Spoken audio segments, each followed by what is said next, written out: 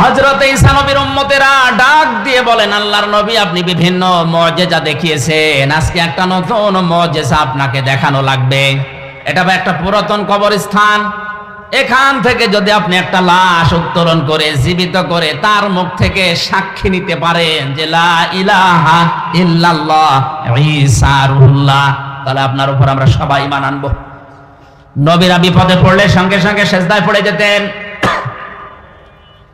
হযরত ঈসা সেজদায় পড়ে ডাক দিয়ে বলে, রব্বুল আলামিন, এরা আমাকে একটা চ্যালেঞ্জ ছুড়ে দিয়েছে, এই চ্যালেঞ্জের মোকাবেলা করা আমার দ্বারা সম্ভব না, যদিও আমি নবী।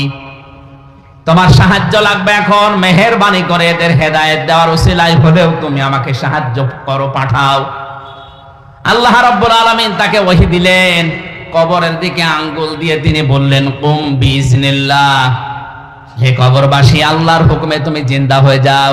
সঙ্গে সঙ্গে কবর থেকে একটা মরা মানুষ জিন্দা হয়ে হযরত ঈসা নবীকে সালাম দিয়েছে। সালাম দেওয়ার সঙ্গে সঙ্গে বললেন, হে আল্লাহর নবী ঈসা রুহুল্লাহ, এ সালাম শুধু আমি আমার পক্ষ থেকে না, আমার বাবার পক্ষ থেকে সালাম আপনি গ্রহণ করেন। হযরত ঈসা আশ্চর্য হয়ে বললেন, আল্লাহর বান্দা, কে তুমি, তোমার পরিচয় কি, আর তোমার বাবাই বাপকে? কবরবাসী ডাক দিয়ে বলেছেন, আল্লাহর নবী ঈসা, আমি আজকের সন্তান না, আজকে থেকে ৪৫০০ বছর আগে আমি দুনিয়া থেকে বিদায় নিয়েছি। আমার বাবার নাম হযরতে নূহ আলাইহিস সালাম, আর আমার নাম শাম। আমার বাবা ইন্তেকালের আগে আমাকে জানিয়েছিল মরণের পরে তোমাকে হাজার হাজার বছর পরে আবার একবার জিন্দা হওয়া লাগবে জামানার নবী হযরতে ঈসার মুজিজার কারণে। এটা আল্লাহ আমাকে জানিয়েছে, এটা তোমাকে আমি ওসিয়ত করলাম। তুমি যেহেতু আবার জিন্দা হবে, এক নবী আর এক নবীর ভাই, এজন্য আমি নূহুর ভাই হযরতে ঈসা, আমার ভাই ঈসা যখন তোমাকে জিন্দা করবে ওই সময় তুমি তাকে আমার সালামটা পৌঁছিয়ে দিও। হযরত ঈসা রুহুল্লাহ আশ্চর্য হয়ে বললেন, শাম, তুমি ৪৫০০ বছর কবরে আছো, কিছু আশ্চর্য কথা আমার একটু শোনাও। শাম বলে, ঈসা রুহুল্লাহ, হে আমার চাচা যান, কারণ এক নবী আর এক নবীর ভাই, এই হিসাবে আপনি আমার বাবার ভাই, আপনি আমার চাচা। আপনাকে আমি দুটা সত্য কথা আমার জীবন থেকে শোনাচ্ছি। তাফসীরে বাইজাবি মুফাসসির লিখেছেন, ১ নম্বরে তিনি বলেছিলেন, আল্লাহর নবী ঈসা আমার চাচা। মরণের সময় হযরতে আজরাইল যখন আমাকে তাড়া করছিল, আমার রূহটাকে যখন চাপতে চাপতে শেষ পর্যন্ত আঙ্গুলের মাথা দিয়ে বের করছিল, আমি এমন কষ্ট পেয়েছিলাম ওই সময়, যে যন্ত্রণা আমি অনুভব করেছিলাম, যে তীব্র যন্ত্রণা। ৪৫০০ বছর এই কবরে পড়ে আছি, এখন ওই যন্ত্রণা আমার শরীর থেকে যায়নি, এখনো ব্যথা করে।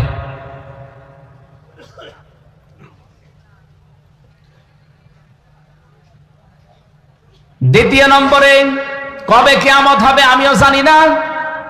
কিয়ামতের ওই কঠিন ময়দানে ওঠার আগ পর্যন্ত আমার শরীরের ৩৬০ জোড়া বিভিন্ন অঙ্গ প্রত্যঙ্গের জোড়া দেওয়া আছে। এই জোড়াগুলো আমার এখনো পর্যন্ত এই ৪৫০০ বছরের ভেতরে মনে হয় এখন কে যেন আমাকে পিটিয়েছে। মুফাসসির লিখেছেন শেষের দিকে, হযরতে শাম তিনি একজন নবী ছিলেন, যদি নবী নাও থাকেন তিনি একজন নবীর সন্তান। বাংলার মুসলমানেরা বলেন বিবেক দিয়ে, একজন মুসলমান নবীর সন্তান, তিনি একজন নবী, এরকম কথাও আছে।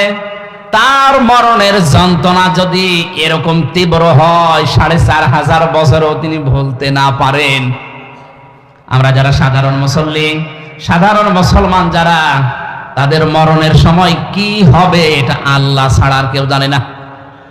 এই জন্য এই মরণের যন্ত্রণা থেকে কেউ যদি রেহাই পেতে চায়, নবীজি ওই সময় আজরাইলকে বলেছিলেন, ভাই মরণের যে যন্ত্রণা সব আমার বুকের উপরে তুমি এখনই শুরু করে দাও, কিন্তু আমার এতিম উম্মতদেরকে তুমি কিছু বলবা না। আজরাইল বলেছিলেন, না, এটা কথা দিতে পারলাম না, কিন্তু একটা কথা আপনাকে আমি দিতে পারি, কোরআনে কারিমের 6666টা আয়াতের ভেতরে সূরা বাকারার 255 নাম্বার আয়াত যদি আপনার উম্মতেরা ফরজ নামাজ শেষ করার পরেই পড়ে, আর আয়াতের ভেতরে আল্লাহর 10টা ক্ষমতার কথা আছে। কয়টা? বলেন বলেন। এই 10টা ক্ষমতা যদি ওর প্র্যাকটিক্যাল লাইফেও মেনে চলে, আমি আজরাইল কথা দিলাম মরণের সময় ওর কোনো শাস্তি যন্ত্রণা হবে না। মানুষ মায়ের বুকে দুধ খেতে খেতে যেভাবে ঘুমিয়ে যায় বাচ্চারা, ঠিক আমি ওইভাবে ওর জীবন কবজ করব।